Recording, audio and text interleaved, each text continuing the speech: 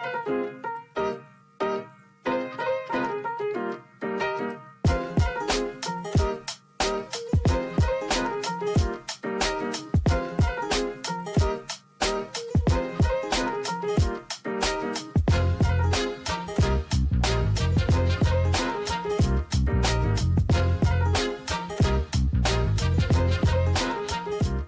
everybody, and welcome to a special pre-record of the Long Run Show.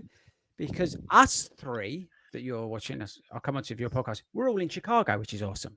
Yay! Everyone cheer. We're all in Chicago while you're listening to this. So this is our sort of pre-Chicago special, and there was no better person we could get on to record this with Paul from Sportstours.com, who's out there hosting us. So introduce yourself, Paul. Say hello to your adoring fans. Hi guys, yeah, I'm Paul. I'm the Group Sales Director at Sportstours International. So it's a privilege to have you all here in Chicago for Marathon Weekend. And thanks to Chris and Hayden who've invited me along to this pod and just to have a chat about all things running, marathons, and so on. So looking forward to it. Brilliant. Yeah. Hayden's here with me as well, just to keep us in line. To keep it sensible, because it tended not to be otherwise. So how are you? Obviously, we're in Chicago. Think about it. So careful with your answers. How are you? Okay, so I'm in Chicago Friday night. What have I done? Probably been to the expo already. Yeah. Done our sunrise run. Yeah. Sunrise run's done. Had a walk around town. Been to a couple of the bars. Probably knackered by now because yesterday we flew in and getting used to the time zones. But no, I'm feeling good. Getting excited, ready for the bobble hat run tomorrow. Yeah, obviously the main event on Sunday. But what I'm more excited about is, because I go on about it every week on the podcast, everyone knows I've done the 6 stars. A big part of my journey of the 6 stars is down to Sportstours, I must be honest. So I'm really looking forward to tonight and this chat. Okay, that's actually a great place to start. So, Paul, I know you're here, but pretend Paul's not here. Yeah. Okay. Run people through, again, your 6-star journey's been epic. It's not something that's been handed to you on a plate, and that's not to ever go anybody. You've gone out there, you've paid your way to do it, you've qualified and things like that. But let people know how Paul and his team have sort of helped you achieve your goal of doing those 6 stars as well. Absolutely. My first race abroad ever was done the Berlin Marathon back now in 2022. And that's with Sportstours. Went in the ballot, didn't get in. Really gutted about it. Thought I'd really like to go abroad and do a race. Marathon would be brilliant. I want to get this majors underway. London was done. Come across Sportstours, saw what they'd done. I actually thought at the time it was actually really reasonable in comparison to paying for the race anyway. So yeah, I went with Sportstours, and that was the start of it. Berlin, then Chicago, I got in the ballot, and then when was my next Sportstours? Well, after that, New York. New York with Sportstours come up, no chance of getting in the ballot, it seemed. So I had a great experience before Berlin. Thought I'm going to go with Sportstours again. So we went with them again, and then early this year, a few months ago, I went with my wife Louisa. I was sure we'll talk about this later on, but she isn't quick enough to qualify for Boston. So one of the only ways in was either by a charity or for a Sportstours company. And luckily enough, we had enough credits with Sportstours where we've given them all our money, sold our house, sold everything, given out everything, and given Sportstours. So Louisa got in with Sportstours for Boston Marathon this year. So yeah, absolutely been a big part of the journey and fantastic part of it as well. And you've also done separately, because I do want to touch this as well, the SuperHalfs as well. Is that how does that work? I've done the SuperHalfs. 5 of them I've done on my own. I've only got the one left to do next year, which is Berlin, and that is going to be my first one that I'll be doing with Sportstours. I think Sportstours only took up the SuperHalfs earlier this year or late last year. So yeah, that's right. Yeah, they've got busy. Yeah. So yeah, I'll be doing that with Sportstours next year in Berlin. So I've actually done Berlin with Sportstours twice now, because we've done it with yourself last year. So last year didn't get in the ballot again. Knew it was the 50th one. Really wanted it. Sportstours is there at the door knocking. So yeah, with Sportstours again there. So it's been a really good journey with them. What I would say is, when you said that about the fact how excited you was about doing Chicago, I thought you was going to mention the fact that you were doing it with me and not about the Sportstours, to be honest with you. But anyway, okay. So Paul, let's introduce everybody. Kind of hopefully now knows what you guys do. But how did it all come around? How's it grown to be like the monster that it is, where people basically, if you want to do the World Majors and like the SuperHalfs and a couple other bits as well, come on that, and you can't get through the ballot systems or qualify anything. How did that all come about? How did this brilliant idea, because it is a brilliant idea, come about? Well, essentially, and this is where I get hammered by all my teammates because I famously love to talk about the history of Sportstours International. And, one of the things that they make me wear when I'm doing an induction course is 1973 that he's holding up on the put a pod. 1973, and then I've got to walk around with my 1973 mug. But essentially, to explain, our founder was a guy called Vince Reagan, who was an Irish international marathon runner. And Vince was a fireman here in Manchester, and as a runner, Vince discovered the New York Marathon, and in the early 70s, the New York Marathon was in its infancy, fascinating marathon, and so on. So Vince decided to take himself and 6 of his mates across to the New York Marathon. And of course, it was a rip-roaring success. When he came back, he was in the local newspaper. Everybody wanted to get more information. And on the back of all that, Vince decided to set up what was probably the first international tour operator in the world. And it's quite interesting. I find it interesting because our ops team, have an Excel spreadsheet, believe it or not, with every single year since 1973 and the number of runners that we take to the New York Marathon. Wow. And today we've taken over 36,000 runners to the New York Marathon. Wow. Wow. So yeah, so Vince started it all, and we've got Vince to thank for the business. So we're over 50 years old now, and we've gone from strength to strength. We're probably one of the world's largest tour operators in the world. And just to explain to your listeners what a tour operator is, and we'll use the Abbott World Marathon Majors on this, is that every single event has a field size, doesn't it? So let's pick on New York. So they've got 55,000 runners at the start line, and that start line will be broken up into general ballot runners, charity runners, good for age runners. This year they've got the Wonder Age Group Championships, but they also have what's called an ITO program, or International Tour Operator Program. And what New York do is they sell entries to tour operators like ourselves all around the world. And there is a set number of entries. And on an annual basis, we apply for those entries. Right.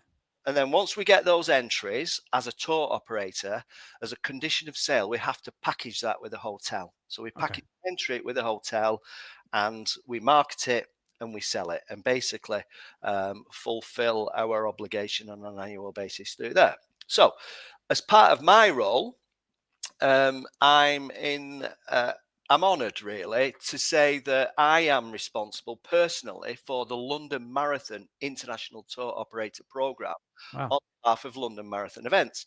So I sell London Marathon entries to tour operators around the world. So being a tour operator in our wonderful running industry is quite an interesting space to be. So hopefully we'll get to chat about the new World Marathon Majors and the. Well, I tell you what, let's. So can I just ask a question? Because it's really, really prominent. What Paul just said. With just going back to London Marathon, because it's a question I've had a lot of people ask. Why can you not sell London Marathon packages to people from the UK? Because of the ballot. Purely because it's open under general ballot and for charity places. As an international tour operator, we couldn't sell in the UK entries to UK runners. But the good thing about our business is that we're more than just one single business based here in Manchester. We have a tour agency based in Paris, serving the French market.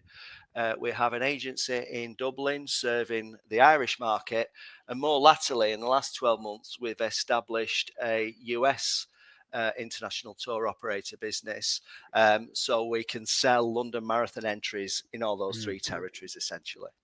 Amazing, isn't it? Yeah, I was going to say, you mentioned the new ones. I think we dive straight into that because we're recording this as basically, let's say, Sydney's happening, right? It's literally, I think, Paul, you're going out there, yeah? Yes, I'm going on. So, I mean, it's literally like coming up. So firstly, how excited are you for Sydney? And sort of secondly, what's the sort of uptake been for that? And what's your feeling about Sydney, really, in general, in terms of like what's coming people's way? It's mega. It's fantastic. There's a huge amount of interest for Sydney. And what I find in my job, in my role, is very much that demand outstrips supply, and we can talk about that across a lot of events, and that was exactly the same for Sydney. There's a huge appetite for people to run Sydney. I think we've got just over 450 runners going out to Sydney. Wow. From across our 4 territories. I think it's fair to say we could have sold a lot more entries should we have been given those entries by the organizer. And yeah, we're super excited about it, really excited about it, because I think I'm right in saying, aren't I, that this is the first marathon major in the Southern Hemisphere. Yeah. Everything's Northern Hemisphere. Yep. So that region, again, with my London hat on, I've seen a lot of demand from Australasia, Asia, those territories for events. And I think it's only fair that we should share the love around the world, and they should have, their own event within the Southern Hemisphere. So I've never been to Australia before. I'm super excited about going down under. It's a long way. It's an adventure, but that's what international travel's all about. And again, we're blessed, aren't we, in this industry that we can get to travel, like Hayden will no doubt talk about Tokyo for hours and his experience there as part of his 6-star medal journey. So it's tremendous, really. It's really, so yeah, I'm super excited.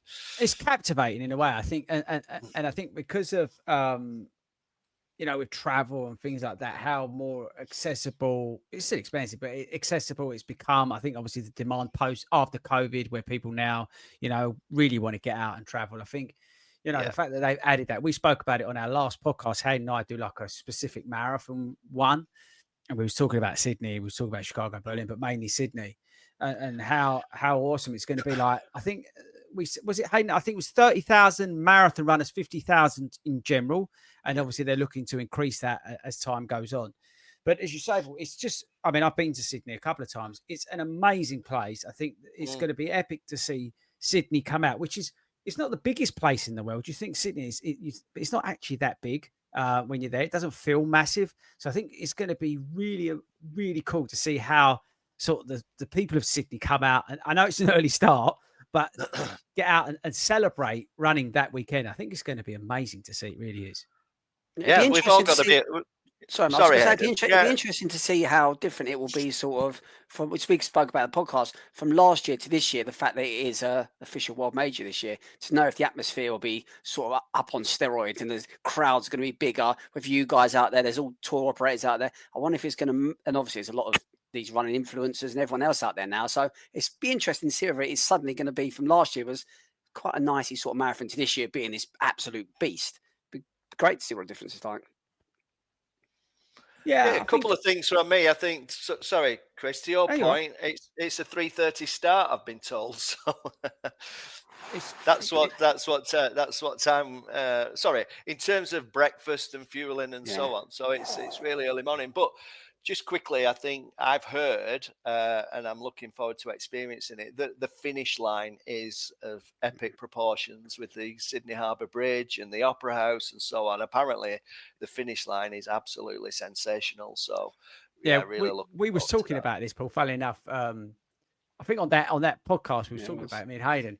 We were saying about, because we've been lucky enough to do Berlin a few times, and what an epic finish that is as you go through the gate and the blue carpet and all that sort of stuff. It really does. It's one reason to go back and do it again, sort of thing. But we was saying, funnily enough, about the city, and weirdly, because Simon, my friend, again, he's using you guys to go out to New York this year, and he was talking about the start for New York. I was telling him about how early he's got to get out for that and usual sort of thing, right? But then I said to him, but don't be, when you're standing on top of the Verrazano Bridge, it's quite, I wouldn't say it's underwhelming, because obviously we've spoken about the cannon start and all that sort of stuff.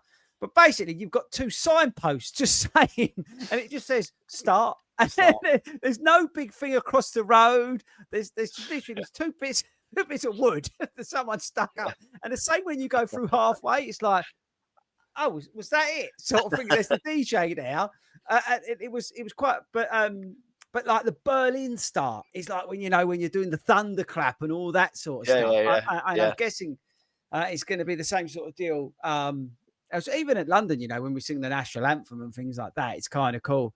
But yeah, it'd be interesting to see, as you say, how that all that goes. The other one, obviously coming potentially, it's got to be approved. I think it's Cape Town. I saw the medal for this year's event. Somebody posted that. That looks kind of tight. Are you going out there to do a recce, Paul? What's your story there? Or have you been? Well, the story there, Chris, is that we've been recceing it for during the candidacy years. We've been working very closely with the Sanlam Cape Town Marathon organisers. So again, we're delighted to be involved with their ITO program and helping them establish that. And this October, I've got a group of 45 international tour operators join us on what's called a FAM trip, or familiarization trip, to Cape Town.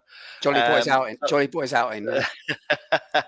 But I was there 2 years ago, and certainly 2 years ago, because I don't know if you're aware, but just very quickly, and this is my understanding, so it may not be entirely accurate, but I understand that under the candidacy rules, a prospective World Marathon Major has to pass 106 criteria.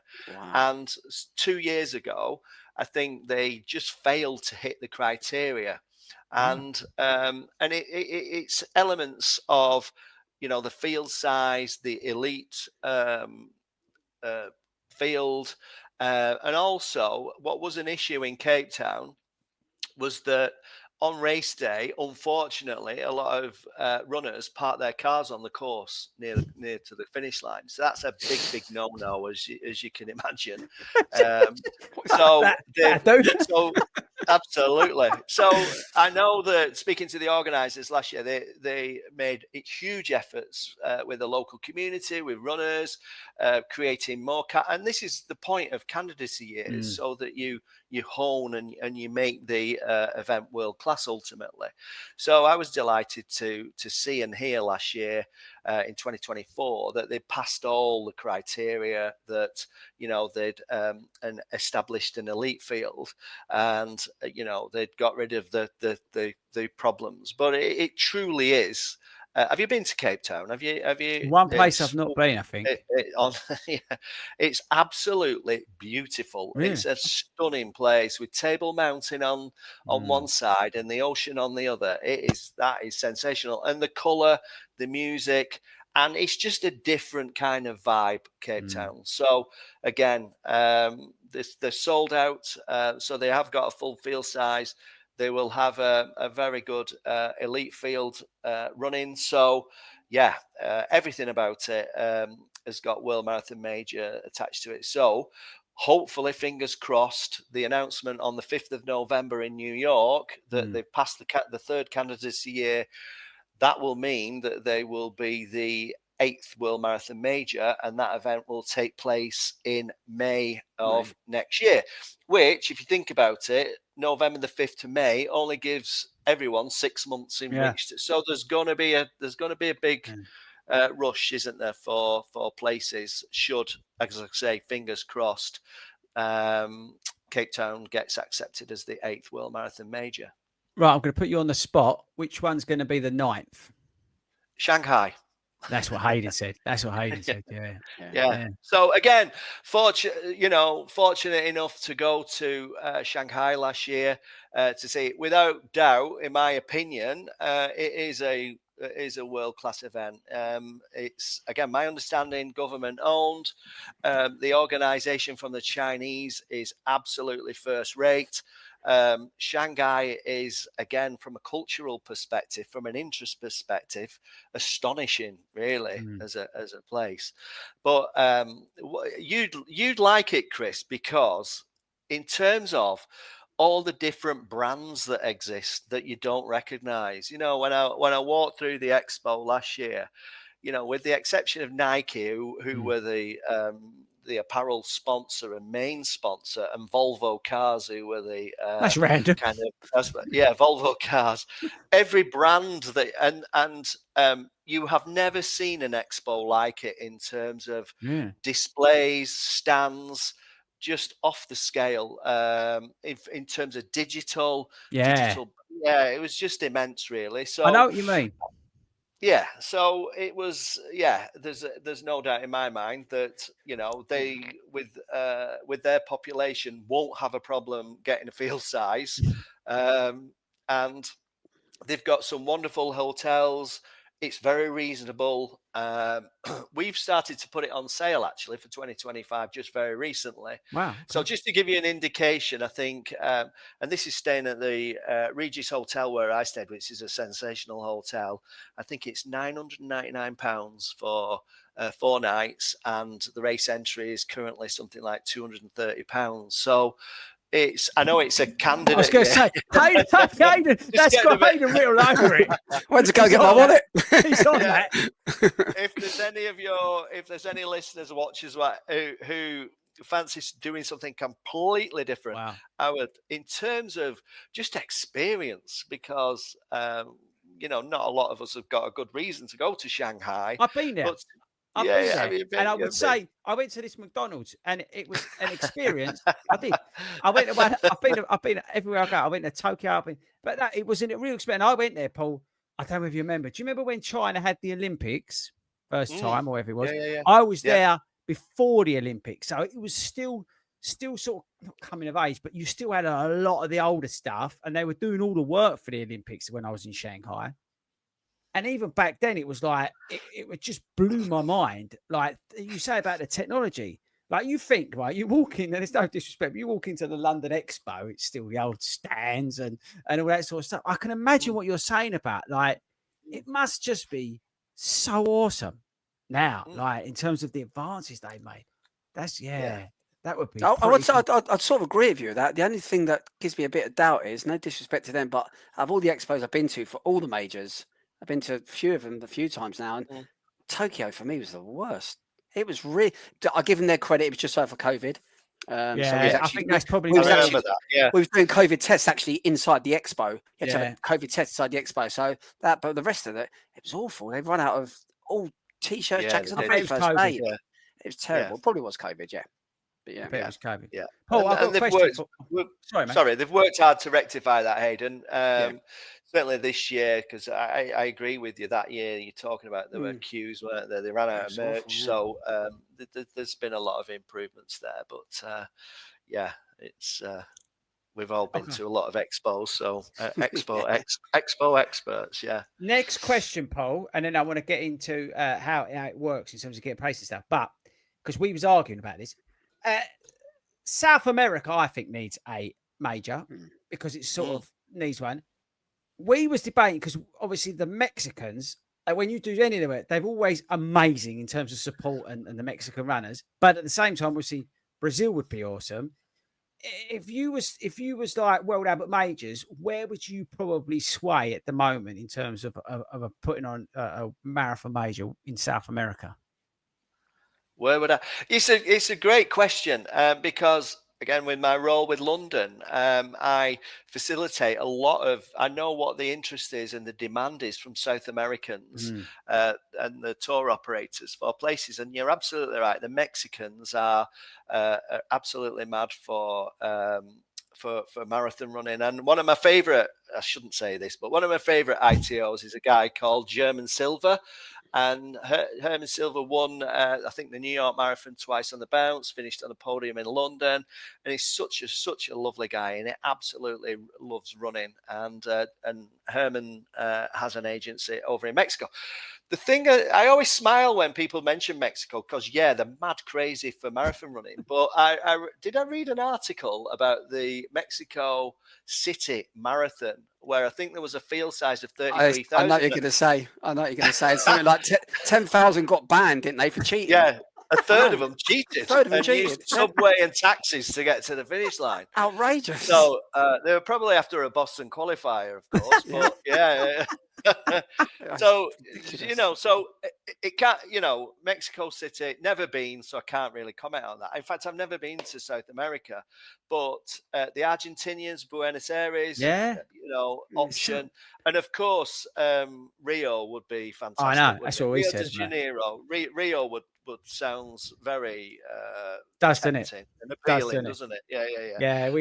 Yeah, South America, who knows? Who knows? Right. So because I do want to also, I know I've just looked at the time, I'm batting through this. I do want to talk about SuperHalfs real quick, but just how does it work, right? Because I think firstly, I just want to put Boston to one side because I just want to touch on that briefly, but I'm really interested. So I'm new to running, and maybe I've done Edinburgh. I've seen how awesome it looks to come to Chicago, like we're doing this year. Yeah. How does it work? You try for the ballots, don't you? And most of the time, like I'm in the Tokyo ballot, chances are I ain't getting in, right? Yeah. So I go on to you guys. How does it work? Because I know you can reserve a place even though you're in the ballot as well, right? Explain that side of things if you don't mind.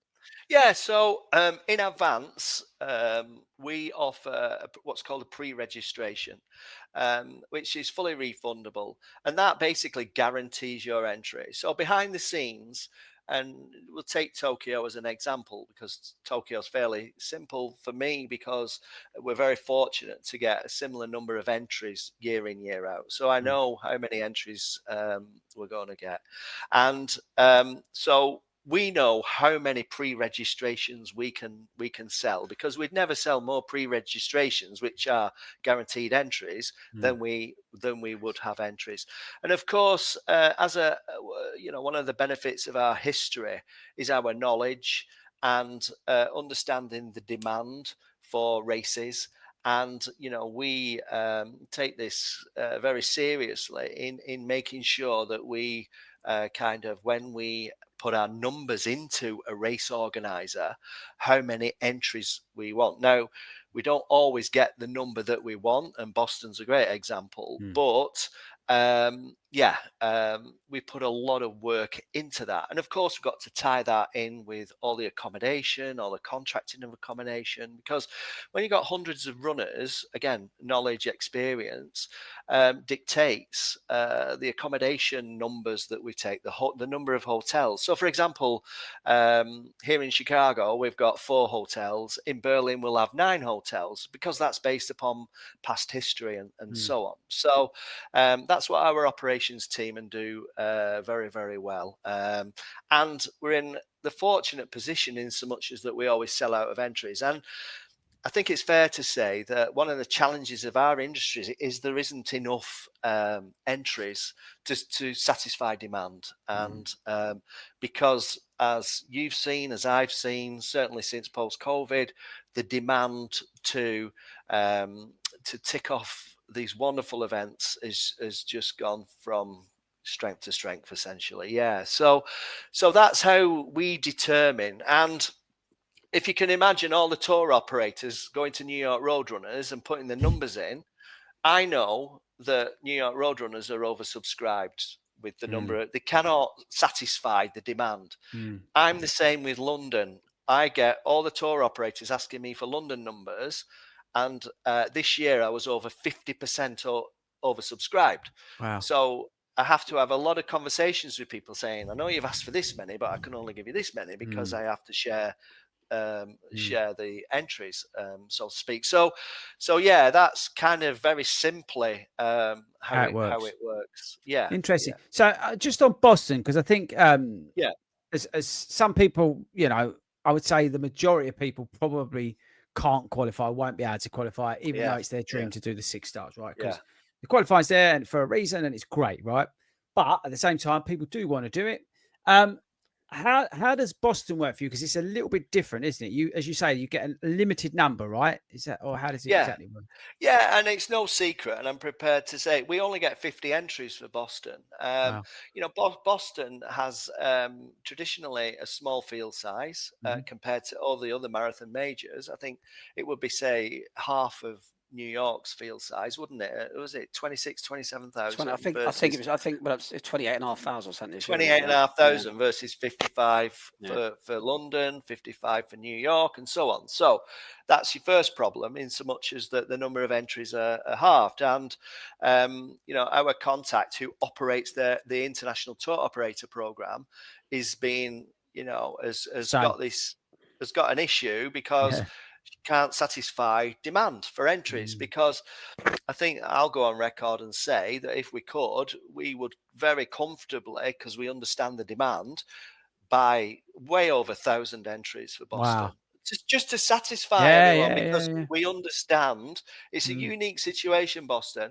And believe you me, every opportunity that we get, whether it's Abbott, whether it's the Boston Athletics Association, whether it's our friends and colleagues at London Marathon events, we lobby hard to explain the situation of this, the difficulties that we have. Because again, with all due respect, a lot of our runners aren't, fast runners, so to speak. We're everyday runners, aren't we? Yeah. And crikey, I was looking at the times for 80-year-olds, and I absolutely get it. So it's very difficult. And as I say, in context with the number of entries that we have for Tokyo, Berlin, Chicago, Boston stands out. And what we do, and the way in which we try and do it as fairly as possible, and we've just gone through this process recently, is that we award Boston Marathon entries dependent upon loyalty to Sportstours International and the number of entries. That's the only way we can do it. I wouldn't want to do it via a ballot. No. I wouldn't want to do it on a first come first serve basis. But all I want to do is get out the message that we try really, really hard to lobby all organisations and explain to them that we want everybody's 6-star journey to be fabulous and not be stressed about potentially getting a Boston Marathon place. So, fair play to you. but they're literally like hen's teeth or gold dust. The rare commodity is a Boston Marathon International Tour Operator entry. But you mentioned that the sort of getting the loyalty points, and one great way of doing that, which leads nicely onto it, is the SuperHalfs, right? Which are relatively new for you. Hayden, just explain what the SuperHalfs are to anybody who doesn't know what they are in 3 seconds. They're a series of half marathons around Europe in major cities, and up until the year before last, they were very accessible to get into. They were quite easy to, but they've just taken off in popularity. Once you complete all 6, a bit like the majors, you get a great big heavy weighted medal to say you completed the 6. So it's on the same level sort of thing as the majors, but it's just 6 halves within Europe, and now they are getting so difficult to get into. So they're getting oversubscribed, and if you can't get in that way, you can now, right, Paul, come to you guys and get some entries. Is that how it works? That's right. It's the same principle as the Abbott World Marathon Majors.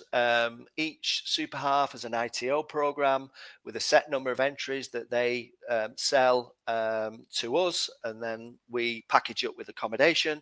So Hayden's absolutely right. The medal is spectacular. I got my hands on one in Berlin last year, and it really is something special. But to the point, just describe demand, and we'll pick the Copenhagen half. Last year, they had a field size of 10,000, and on the day that they went live on sale, they had 40,000 people on their website trying to book an entry. So it's just so. Boom, within an hour, they've all gone. So therefore, people start to panicking. And I think it's a really good idea by the organisers to drop the concept of, in order to get your super half medal, you have to achieve all 6 races within 60 months or 5 years. They've dropped that policy now. So again, this is be interested to get your views on this, on the Abbott World Marathon Majors as well, about the length of time it can take to fulfill your journey. And it's the same for the super halves, is that excuse me for the pun, it's a marathon, not a sprint. Yeah. And you people have got time. There's no need to panic. That said, currently on the Sportstours International website, you can pre-register for a guaranteed Copenhagen half place. As you can, Lisbon, we've sold out already, so we've stopped and just selling accommodation. I feel sorry for the people that have booked that. He wasn't that enamoured about it. Oh, yeah, it was the most disorganised thing in the world ever. Awful. Absolutely. Well, that was a rare event, and we passed all the feedback, Hayden, back to Sasso, the managing director of the SuperHalfs, and he was very thankful for that feedback on the logistics and the organisation of the Lisbon half. But what I will say, and again, which sounds it's brilliant conceptually, and I'm really pleased that they're maintaining this, is to have the Berlin and Prague halves on the same weekend. Brilliant. And so that coach trip from Prague on the Saturday night to Berlin with our guys will go down in history. It was a brilliant event, and people really, really enjoyed it. It was a real challenge, back-to-back half marathons, and people really, really love the concept. So yeah, you're absolutely right, Chris. The SuperHalfs go from strength to strength. People love a series. It's attracting a much younger runner as well. Yeah, that's what we're seeing. Half marathons are of interest to runners who've maybe just completed a 10K on their journey and so on. So yeah, it's been fantastic for us in the industry, and long may it continue. It's so much more accessible being them European major cities, isn't it? You can always go out on a Friday night and come home Monday morning. You can even come home Sunday night if you wanted to. Whereas marathons, us guys are in Chicago, we've probably been here a day or so already, and we're going to stay till at least Monday. So you need a week off work, and you got the jet lag. And that. These are just so much more easier to deal with. Yeah, it's a couple of interesting things you mentioned. But firstly, again, just to reemphasize. So by doing the SuperHalfs, you're getting loyalty points as well if you're doing it for you guys, which then would help you into that Boston thing, right? Absolutely. Yeah. So simply put, I think we count every event that we sell as one event, and this year. Again, I'm happy to go on record and say this, that the number of events that someone would have needed to have done with us was between 8 and 9. And that does include the SuperHalfs. It includes the big half. It includes the Dublin Marathon. Right. It's all our events. Yeah, absolutely. Okay, that's good to know. Includes Amsterdam, Chris, by the way. Oh, I've got my eyes. I want to do that next year as my A race. Yeah, I fancy doing it. I've done it once, but I really want to do Amsterdam next year. Another new race that we've introduced in the last few weeks. Again, we used to run this pre-COVID, but we've brought it back into our portfolio. Is the Rome Marathon? So for Rome Marathon, we have a price from I think it's £599 to stay at the Hoxton in Rome. I think the entry fee is £79. That's not bad. And in terms of look at Hayden. He's twitching again. Boys, get that wallet out. Rome's a sensational. It's what a fascinating place Rome is, because, as I said, back to 1973. I love my history. So Rome is brilliant. Like, you think that's where the world started. So again, that's another event. So that's simply how it works. And that's interesting. We'll just keep banging the drum for more entries so that we can reduce that threshold. So the last thing I want to bring up, actually, and you touch on, I think it's a great way to finish the show, actually, is about the marathon, not the sprint. Because I think at the moment, through social media, rightly or wrongly, and I think social media is a good thing in some respects, highlighting these races and make it feel a little bit more accessible than it used to be. But there is that tendency out there that everyone's, rushing to go out and do 6 stars, rushing to go and do this, doing, this and that, and that kind of thing. And I think, and Hayden, actually, to be fair to you done them relatively quickly as well, right? I'm guilty. Yeah, you paid your way through it, much to Paul's happiness. But you paid your way through it, right? But I think there's something quite sounds stupid, but beautiful or lovely about the fact that there's that journey of going around the world in your own time, when you can afford it, and doing it, and that journey of ticking off these things. Now, whether that's the super halves or whether it's, you know what, like, well, I fancy doing a marathon in Rome. I fancy doing, something down there, and then Tokyo, Shanghai. These sort of stuff. That journey where you can take your running, probably maybe bring your family along as well. That sort of stuff, or maybe not, whatever, or however you want to do it, but you can spread it out. I think with the fast-paced world we live in, everyone's rushing out to do everything. I think one of the amazing things is actually just take a step back and just go, you know what, I'm going to enjoy this process. And when it does come that you complete whatever it is you're looking to do, I think it makes it a little bit more sweeter. Do you know what I mean, Hayden? As I said, somebody who's rushed through them, not a negative way, but you did, didn't you? Right? Yeah, no, I did. Yeah, and I was lucky enough that I was able to time qualify for 2 of them, and I got in the ballot for 2 and done Sportstours for 2. I'd also like to, just before we go as well, there's something, another side of Sportstours that some people listening might not even know about, and Paul hasn't sold it. He's not good enough salesman, but I will sell it for him. Sportstours. It's not just about getting into the race. So people are sitting there thinking, I can't get into Berlin. How can I do it? Sportstours, I'm going to pay the money. It's not just about that. It's a trip. It's about the security. So when I went to Tokyo, me and my wife both got in on the ballot for Tokyo. We was both so lucky. Both got on the ballot. I looked up to see where Sportstours were staying, because I was thinking Tokyo's the other side of the world. I don't know anyone or anything. And I knew what hotel you guys were staying at. So I thought, you know what? I want to be part of this, and I want to be staying at the hotel. You've also got to talk about the fact that the trips that you put on, the after parties. I've had some cracking after parties. The Chicago one last year in that country music bar was honestly the best party I've been to. The big one in Berlin, the big that was good. Oktoberfest thing. And as you've got all that, it isn't just pay your way and get the race, see you later. You provide that support. You provide a safe place. You provide reps, like a holiday rep. It's almost like booking a holiday and have a holiday rep there. I've been on loads of trips with so many of them. You get to know them personally as well. And I think that side of Sportstours is very much underplayed, whereas a lot of people, like Chris said, are thinking, rush out there, get a place, just go with Sportstours, and that's it. It's not. It is. Yeah, it's absolutely. And I think, we could talk for a while on this, but absolutely, post-COVID, we've really worked on our touch points in terms of creating memorable experiences for our runners. And you're absolutely right. And in Chicago, I'm super excited. Not as over the last couple of years, we've used a place called Bub City for our post-race party. Brilliant. This year, it's at the House of Blues, which, the Waffle Towers is directly. And if you go online and look at House of Blues, what a sensational place that looks.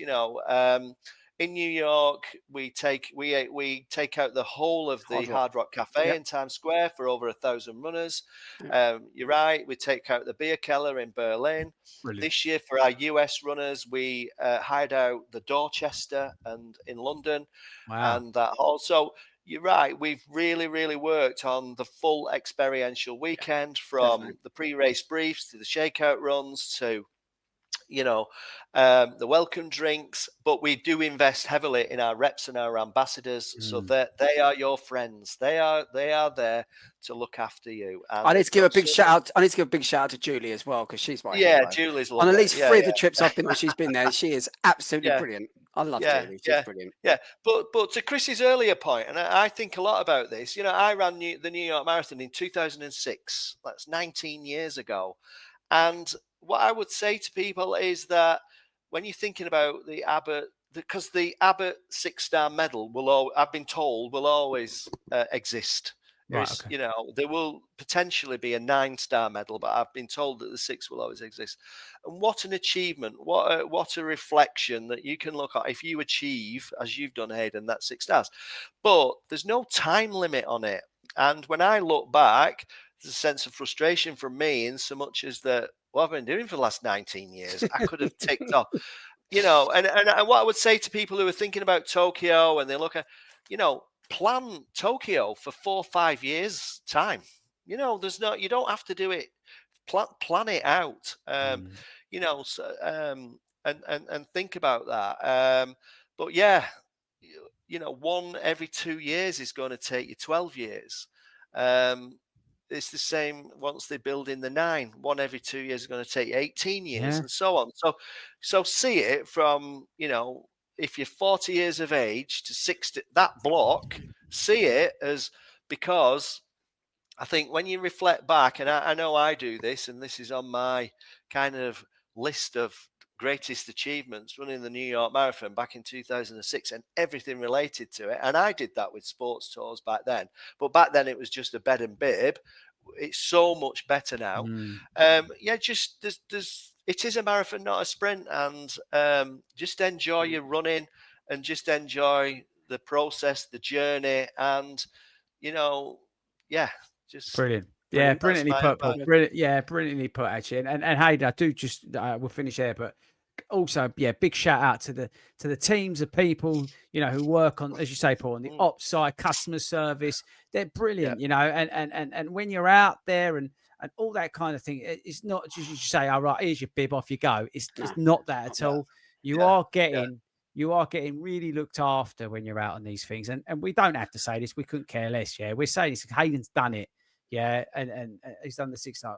It's true, right? It is really a big plus about it, especially, as you say, going to New York can be intimidating, right?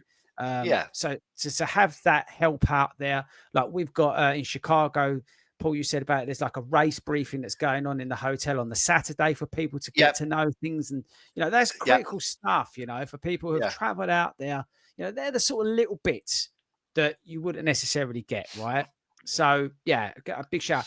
But that's it, Paul. Look, massive thanks for doing this tonight. I've enjoyed it. It's been great. Really appreciate it to get that sort of insight, because it's people who are genuinely interested in this sort of stuff, about how they can get access and how it all works. As you say, people get so frustrated about, I can't get in, and they get all angry about it. But when they understand that there's only 50 places, like for everyone, for Boston, then you go, actually, you know what? Fair play. Do you know what I mean? So hopefully that's helped and educated some people and that kind of thing. Just quickly, what's the, I know it, but what's the website, Paul, for anybody who wants to go and check out Rome or anywhere else? What's the website? Sportstoursinternational.co.uk. There you go. Right. I've got because I forgot to do it because Hayden forgot to do it.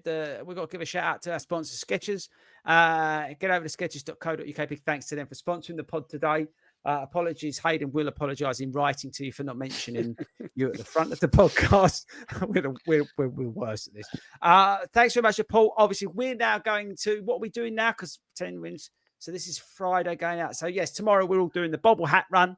And then I've got to go shopping. Get the girls. Have we got a little thing about a live podcast as well? Oh yeah, we've got the live podcast, of course. We've got the live podcast that we're doing over there as well. So if you are in Chicago, listen to this in Chicago, make sure you come along to the Marriott downtown and join the podcast, which has been really weird after you've just listened to this. But yeah, again, thanks very much, Paul. Thanks, Hayden. No problem. I'll play the outro. You guys stick around. But yeah, thanks very much, everybody.